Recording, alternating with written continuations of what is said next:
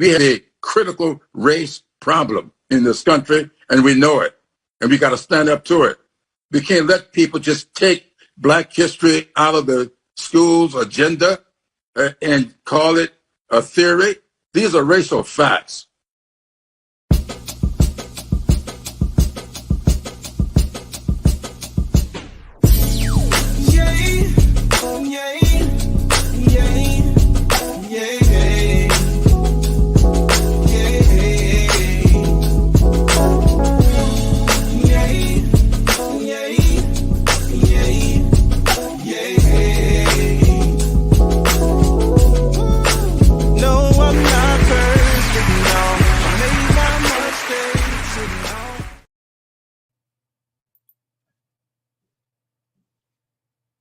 Good evening.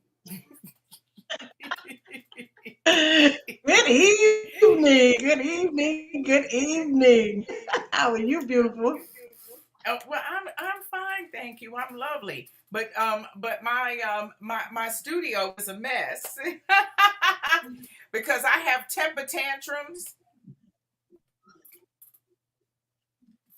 and I have thrown everything you can imagine all over this room. I'm doing like this.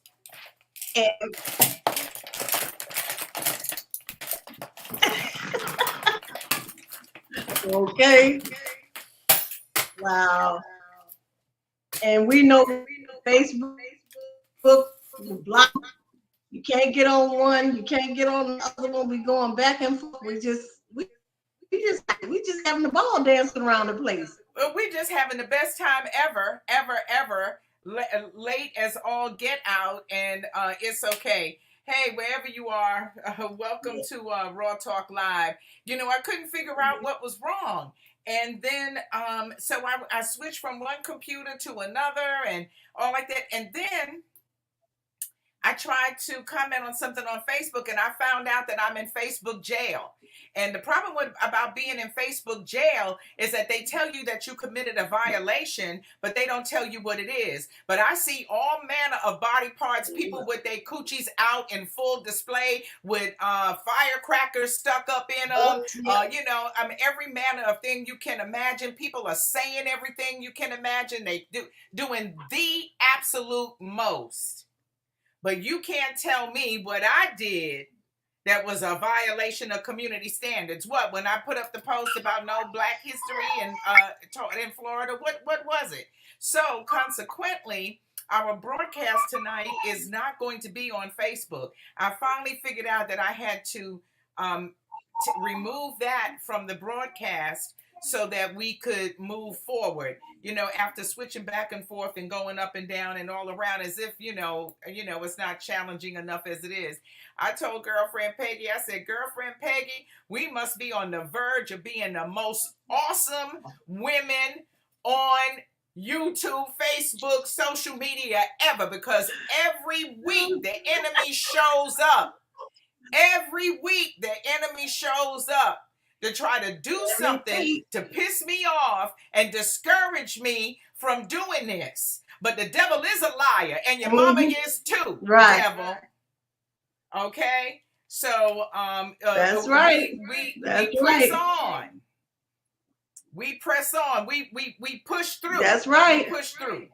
Pressing on. That's right. We're going to keep showing up. We're going to keep showing up. That's the theme. That is the theme slogan this year. Keep showing up. Jules on Purpose.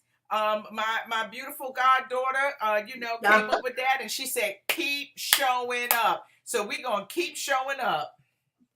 We're gonna keep showing up. That's come rain, shine, hell or high. Children, whatever. But we got to go.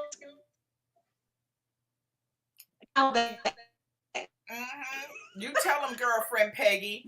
Weird delays in the broadcast and everything. So they can delay it, they can freeze it, they can hold it up.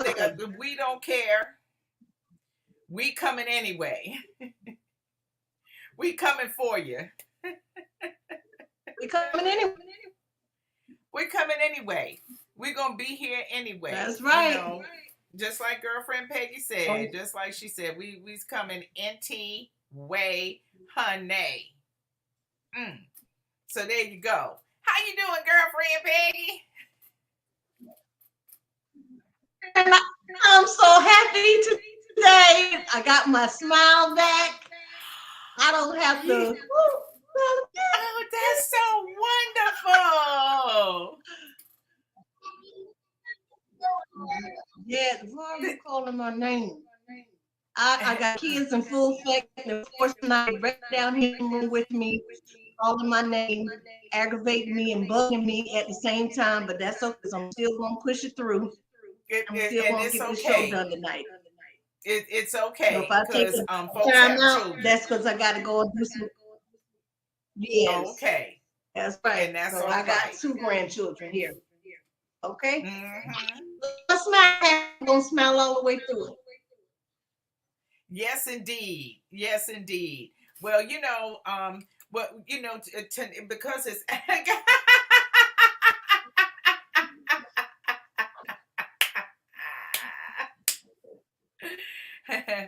work your smile, boo boo. It was delayed, so I'm just here sitting here waiting for it.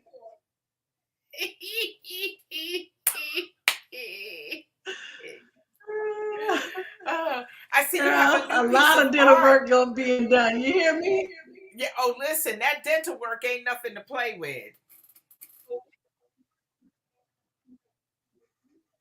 What does it give say? Thanks. What? Give thanks. Oh, give thanks. Okay. That's very give pretty. Thanks. Did you get that on one of your shopping excursions? Yes, we shall. One of my shopping excursions. Yes, it is. It was just too beautiful to pass. Oh, I agree completely. I love anything that so for me, and we give thanks. We're going to give thanks for those who are finding us and coming into the virtual building with us tonight. I see you out there. Make sure you say hello. Let everybody know that you're here. It's a YouTube only show tonight because I'm in Facebook jail. Mind you, so my Instagram, they have a duplicate Instagram of me going around, contacting people and and trying to get them to follow them or some nonsense. Don't fall for it. I've gotten several calls from people. What I'm telling them to do is to report that and block them.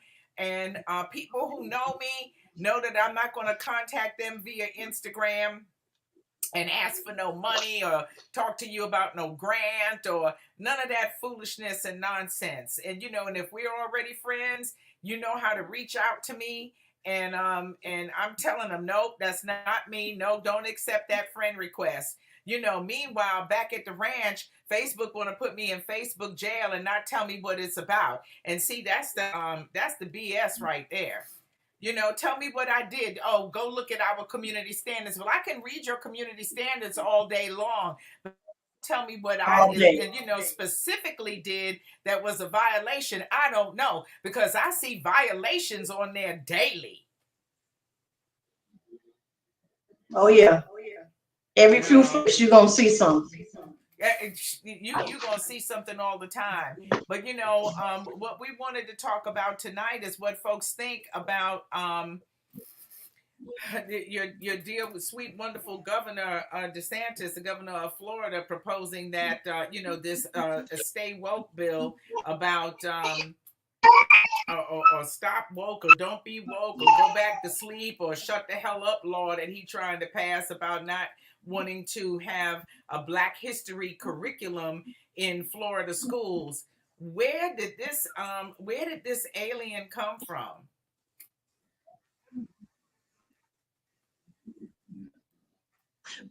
Well, the anti-CTR, freedom from indoctrination law, I think it is to say, now listen to one podcast, one of his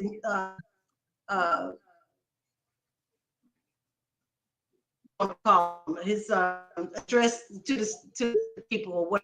And basically, he said so much and around, and he said this and he said that and came this and went over that.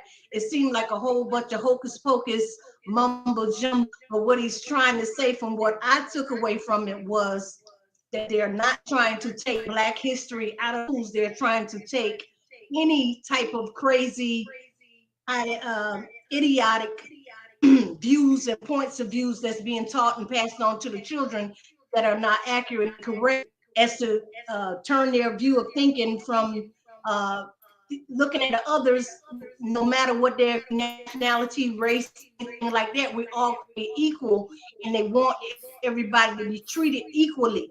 So whether it's Black history, they just want history. If it's about the Holocaust, they want to be taught correctly about the Holocaust. If it's about whatever, they just wanted to be taught correctly. Now that's what I took away from it. Liar.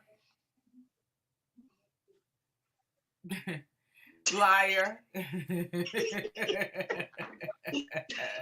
You know, that is a song and a dance. You know, what do you mean you just wanted to be that taught they don't correctly? want tax dollars to be paid? Be taught correctly, they and also accurately. They don't want any kind of crazy energy. They don't want anything to be out there. taught.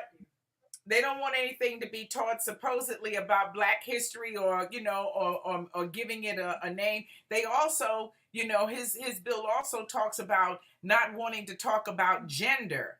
You know, so what it is, they don't want to talk about, you know, being gay. They don't want to talk about, you know, transsexuals. They, you know, because when you start talking about gender, you know, that's what it's about. So, you know, it sounds like they're afraid to have any kind of open discussion. They don't want any open discussion about anything, but, you know, Black history is what it is, you know. So don't say you're gonna now all of a sudden teach it accurately when you hadn't been doing that. If you had it your way, you would still go with, you know, with the lies that have been told, and that there really wouldn't be any at all. The thing about it, right? Well, I don't think it's been a whole lot that's been taught in the past anyway, and so to say they're gonna take it away, it's almost like to say we're gonna do what we've been doing. That's barely teaching or scratching the surface of anything. Right. Barely scratching the surface of anything. So basically, if you want your children to have the knowledge of the rich history and all the tragedies and atrocities that we have gone through, and the accomplishments of the Black African Americans that's gone on before us, our ancestors have brought before us, we're gonna have to be the one to pass down the books, to open the books, to give them the material and enlightened stories of our grandparents and our great grandparents and how they were raised, and we're gonna have to give it to them, because they're not gonna give it to them, and they're not gonna give it to them accurately. And you know, it might be, you know, you're absolutely right. It might be a blessing in disguise. Do I want my oppressor teaching my history, lying about my history, omitting my history, painting a picture that doesn't make you the monster who you are? Do I really want to leave that to your responsibility? You know what the problem is and I fall into this category too, is that we're lazy. We don't read. When the last time you read a book? You put it in a book. When the last time you read a book about you know, something worthwhile, you know, about your history? You know, when has that happened? You know, you think about it. How many Black homes are filled with books? We'll find it.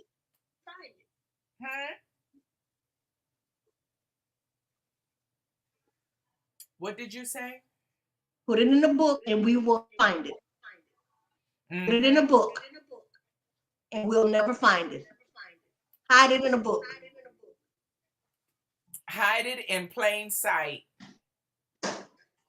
Hide it in plain sight. Hide it in a book. And now we've gotten away from more than ever before, but the information is there. This is the age of information. It's you can go on the web and research and find out the truth about anything you want without having to depend on somebody else to you. But we don't take time out in our homes to teach our children any Black history.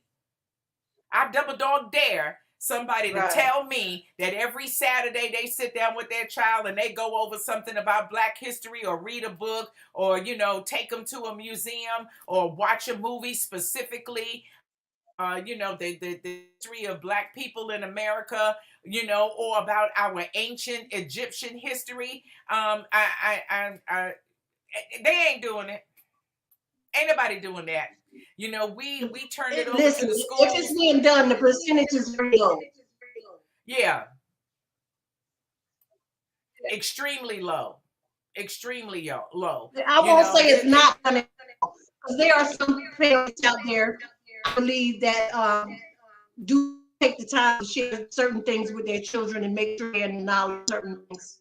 But like I said, the percentage is very, very small. And see, here's what happens. Here's what happens when you start to teach Black history in school. The white killed him. The who? The white. They killed him. He was a good man. He was a good man. He made the black. There was a black and a white, and they had different schools. Yeah, the Black people and white people had different schools. But no, dead. The white killed him. Yeah. If I see the white again, I'm like, this is payback. I know. Nathan? What? I hate to tell you, but you're mostly white. I didn't kill him. What? I mean, no, it wasn't just the white. Not nice white people killed him. Well, I'm not the white. I'm not the white person who did it. No, you're not. Not at all. I get the other people. I wasn't born. No, you weren't. What'd you say? The white killed him. So did you hear what he said? He said the white. Did he say the whites killed them? He said the white killed him. He's upset because he's discovered killed him. Okay. That white people killed Martin Luther King. And he's been taught about Martin Luther King and what he did and that he was a good man. But he said the white killed him. So he's thinking it's just white. And then he got upset about it. Okay. He said he got upset about the white killing Martin Luther King. And he said, when I see the white, I'm going to get them. He's upset. He said because Black people, Black children and white children couldn't go to the same school. He said, so when I see that white, I'm going to get them back. He want to fight. He wants some justice for Martin Luther King. And then his mother had to tell him, hey, I hate to tell you this, but you're mostly white. And that's when he looked and he's like, oh my God, this is terrible. And then she said it wasn't the white. It wasn't the white that killed him. It was not nice white people. It was bad, horrible, hateful white people with the help of some Black people too. She tried to explain. That killed him. And then after that, he was just like, oh, well, he said, well, I'm not the white person who did it, because I wasn't born. But, clearly that upset him. Don't you think that these children, they come here so sweet, so innocent, and then they go to school and then they find out You know, who wants to tell them the way the horrific atrocities, like you said, Peggy, that were executed upon Black people? You know, you learn that in school, and you start to have a whole different opinion about yourself, you know, and about everybody else. You know, he'll start hating himself for being white. I saw this other TikTok. I didn't keep it for this show because I saw it a long time ago, but it was a little white girl on there, and she's eating her cereal, you know, and she's mad at her mother and her father. You know, she says, "Hey, you know, what y'all said to me isn't true." She said, "You said that I could be anything I want to be." And you know, we tell our children that you can grow up and do whatever you want. You can be whoever you want to be. And she said, "You told me I could be anything I want to be." And she said, "I want to be a Black police officer and a rapper."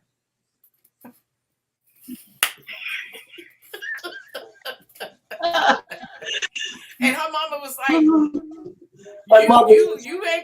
not gonna be no Black female police officer, baby. As hard as you that ain't gonna never happen." This little girl was pissed off. She was like, "Don't be telling me that I can be whatever I want to be, but I can't be a rapper. I can't be a Black rapper and a Black police officer."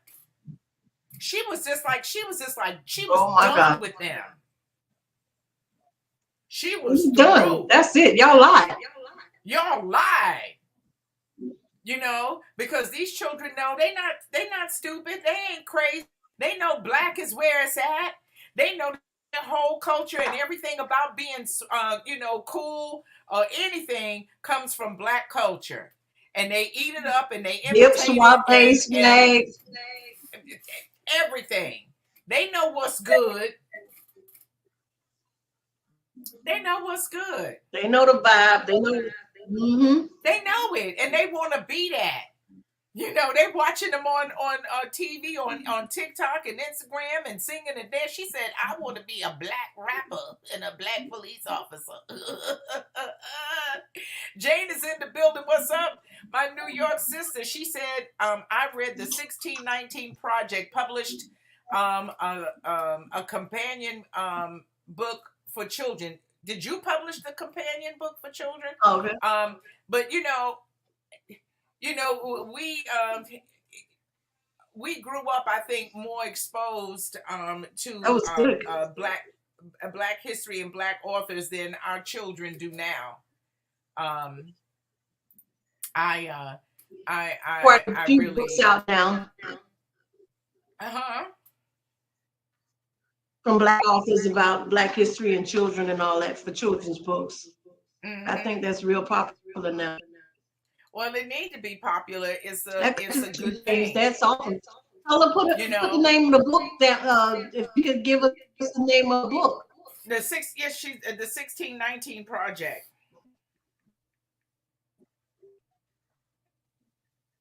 And published it, right? It published. You know, hold on. Okay. I didn't do that. Golly. Okay.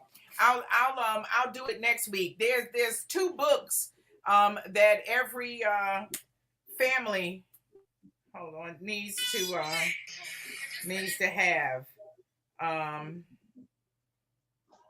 It's racist. And it's a great way to start off. Okay, here we go. Books, right? And I think I showed you last time this book that I found at the bookstore called Black Saga. Black Saga. Black History. And I went to the bookstore again, and bitch, I found this book. It's called 1001 Things Everyone Should Know About African American. Okay, another book, 1001 Things That Everybody Should Know About Black History. Okay, start there. Jane said, "We came from the water. We came from the water, daughter."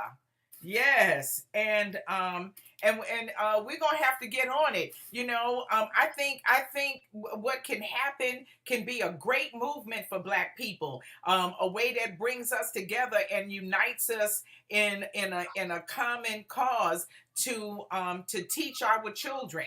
I can see groups of people, doing things to gather children together on a Saturday morning or Saturday afternoon, bring in a celebrity to read certain excerpts from a book or to share some information, or wise people from the community, before they leave here, to get them to share their experiences and come together in an atmosphere to teach our children and to enrich their lives, because they are full of what is on social media.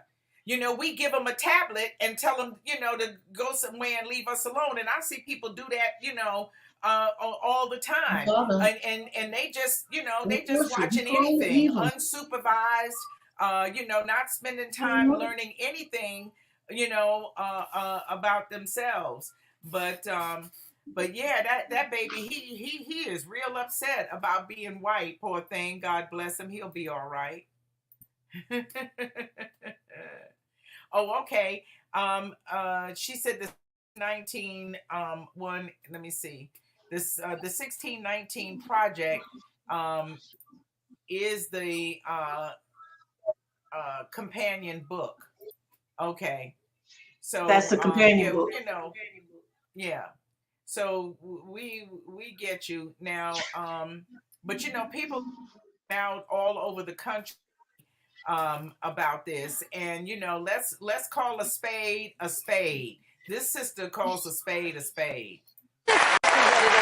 It's racism. That's right. And I think we have to call it exactly what it is. This is cultural erasure. We've seen it happen before. When Black people were brought from Africa over here, forced to be here, they erased our culture from us. They took our religion away. They took our names away. They took our heritage, everything that related us to Africa. They took it away and replaced it with Western culture. That's what you're doing right now in education. When you look at the AP classes that are taught right now in the state of Florida, you have Chinese language and culture, French, German, Italian, Japanese, Latin, and Spanish. But you can't have African American studies. I have a huge problem with this. And this is a course that was created and cultivated with certain expertise and experience.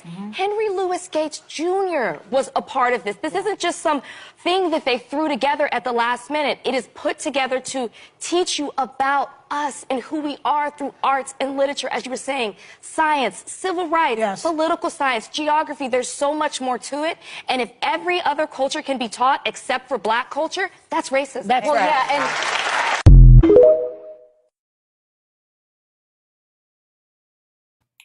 Call a spade a spade. If you can teach about everybody else, but you can't talk about us, it's racism. Point blank, period. But you don't want your dirty laundry aired. See, you can talk about the French and the Chinese because you didn't F over them the way you F'd over us. You can talk German. You can talk about all of that. But you don't want to talk about what you did to us. And the raping of Black people, has been going on since they found out that we were there and how powerful we really are. And so this is just another attack. So first it's going to be this, and then it's going to be, well, we really can't have Black History Month because we don't have German month and Chinese month and French month and your mama month, so we're going to have to do away with that.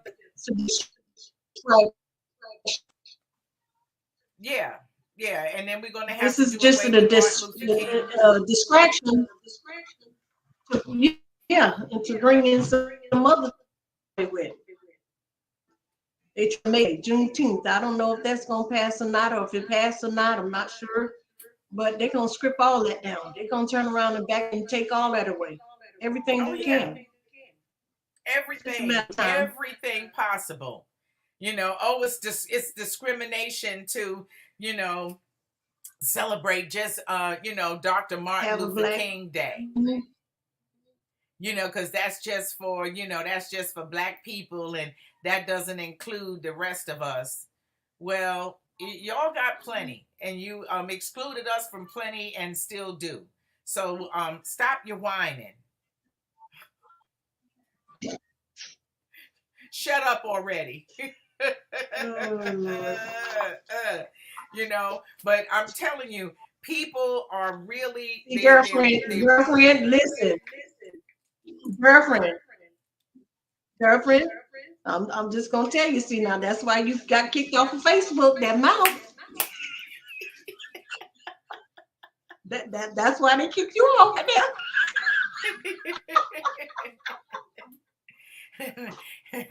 Well, I'ma be in jail then. I'ma show enough be in jail. Come to you. They're gonna lock you up. They're gonna lock you up. Yes, girl. Yes, they can come on with it. They sure can.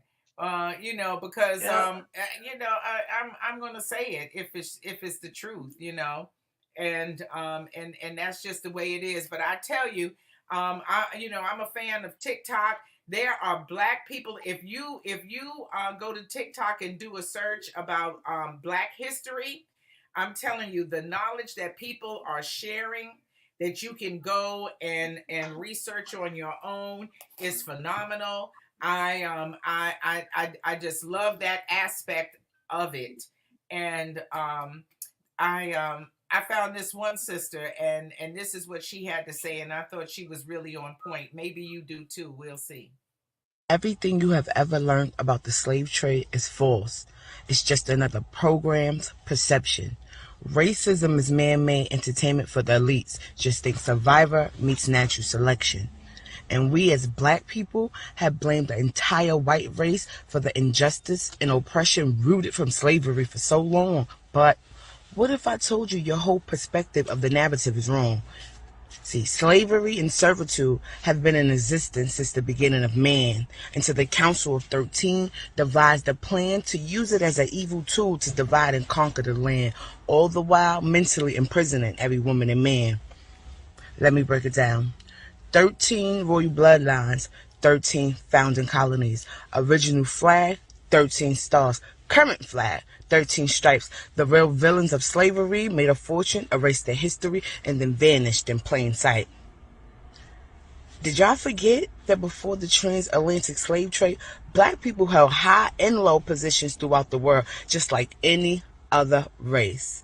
It wasn't until our journey to the Americas and West Indies that we were boxed in a collective inferior space. And they purposely took Africans in tune with nature, still one with the land. See, they were the most powerful. If you're spiritual, you should understand. They didn't pray to religious idols because they knew God lives within man. And it was easy to market these earth gods as inferior savages to the 13 colonies. See, European settlers were used to intellectual Moors, but had never seen black people quite like these. Lack of knowledge and language barriers, so they believed what they were told.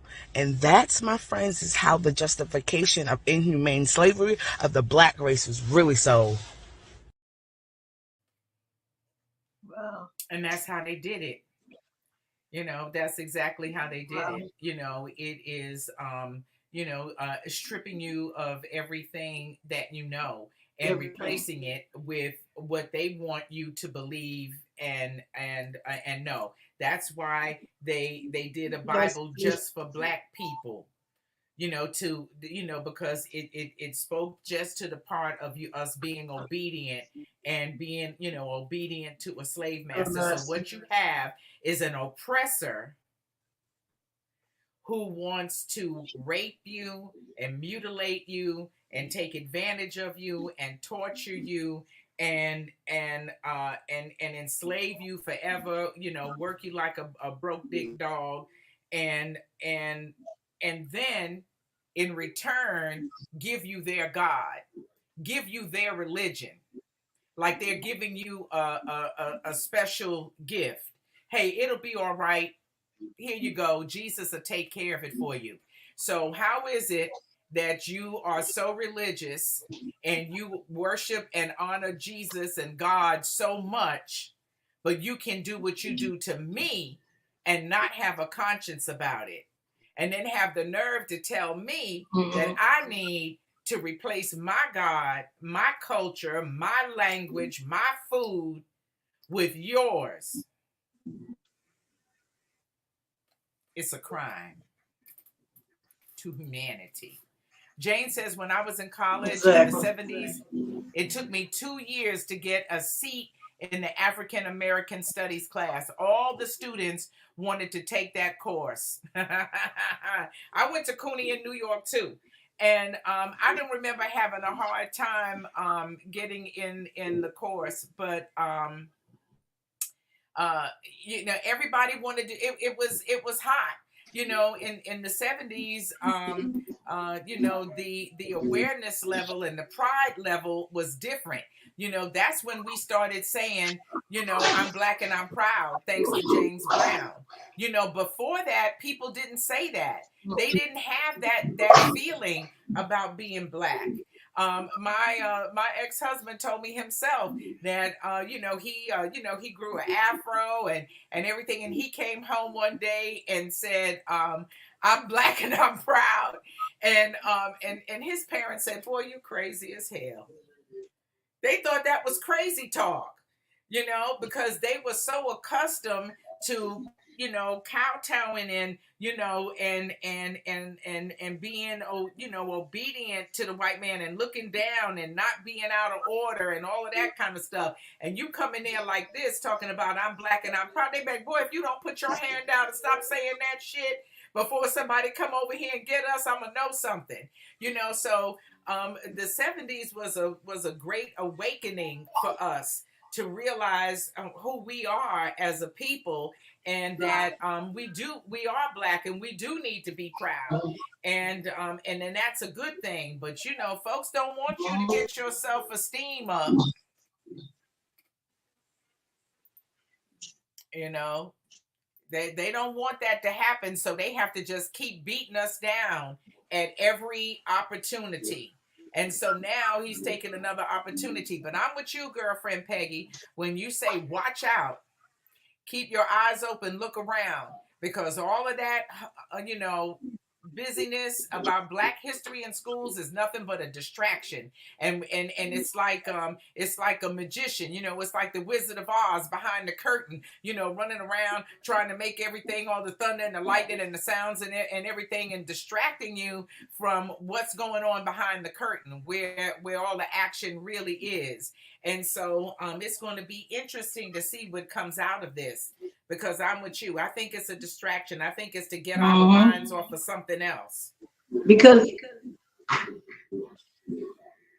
the picture that he's painting with this broad brush is to, we want everybody to feel, again, everybody who works and put in the work, and and we want everybody to prosper, and we want harmony, be one with country, and they want them to take all this talked about taking a immigration class course that everybody in high school, I get them to pretty much to that they're in tune with the beliefs of Americans and all this other, mumbo jumbo stuff. It's painted up it's painted up to sound too pretty, almost. So the bam and coming, this is the brushing out the back.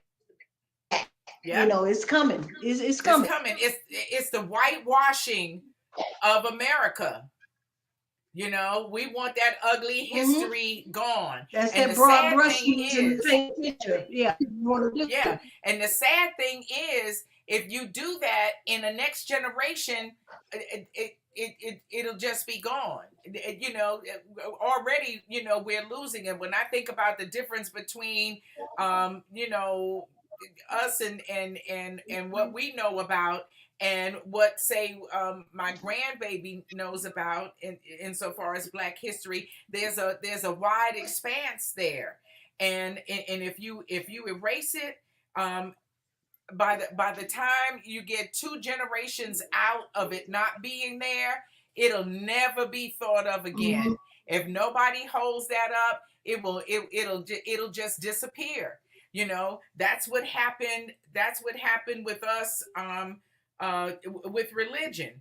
By the time, you know, you get indoctrinated in this generation, the next generation accepts it for what it is. By the time you get to the third generation, they are so deep in it, there's no going back. They don't even know what it was before to not have that, you know, to have any other sort of culture or religion. Jane says that Zora Neale Hurston wrote a book called Barracoon that outlined the last slave ship that was illegally smuggled into our country via Alabama and Mississippi. Zora Neale Hurston, a famous Black female author from Eatonville, Florida, and they celebrate and recognize her every year around this time. All right, Jane, the Black history teacher for the night. Okay, Jane. We got you, sis. She is. Thank you, baby. We got you for real. Yeah. For real. We're gonna have to maybe every week just, mention a book, another book, let people tell us about great books that they've read from, famous Black authors, whether it's about Black history or, it's a great novel, whatever it is.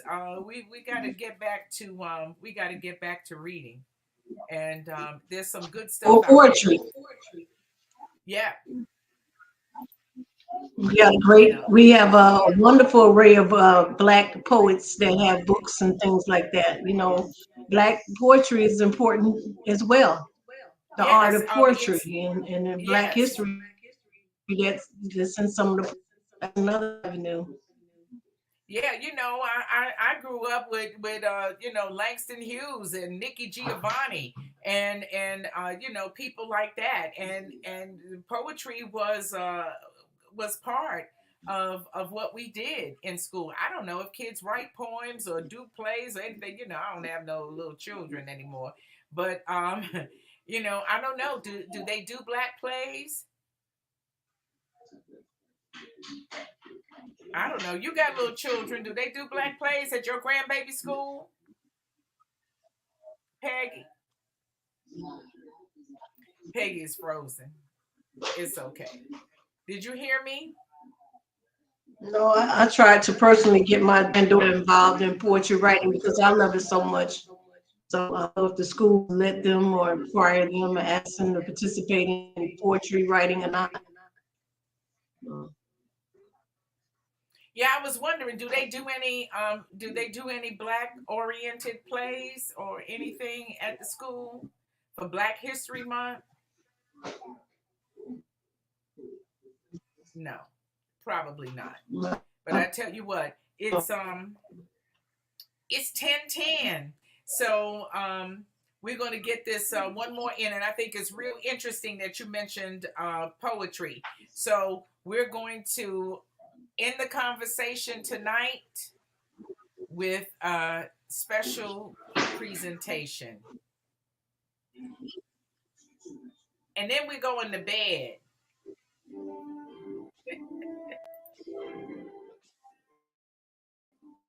Black, you so black. When you smile, the stars come out. You so black when you born, the God come out. Black is not.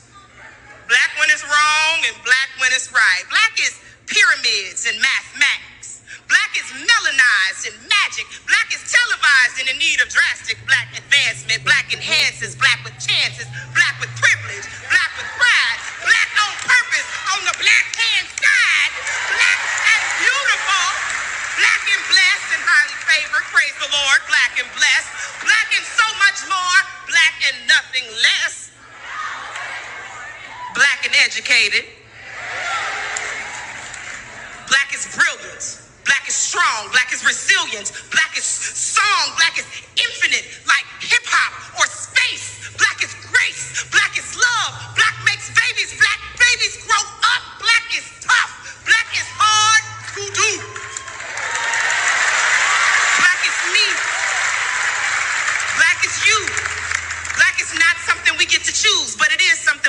cherish. It's something we get to wear, and we get to rock this with honor. I'm black like my granddaddy and my great-great-great-great-grandma. Black is that lift every voice and sing. Black is that letting your freedom ring and resound. Black is adjective, adverb, color, and noun.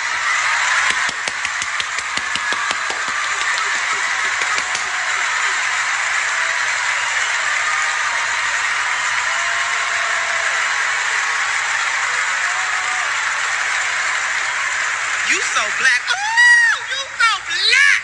When you smile, the stars come out. Baby, you so black. When you're born, the God come out.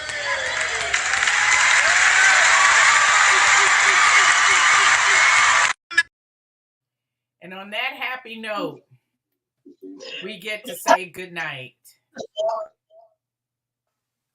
We get to say good night. You all right, girlfriend Peggy? Beautiful. Want to thank all the Raw Talkers for being in the building tonight. I'm gonna say good night. One time for Jane. We'll do this again Yes. next Wednesday, 9 o'clock. Maybe I'll be out of Facebook jail by then.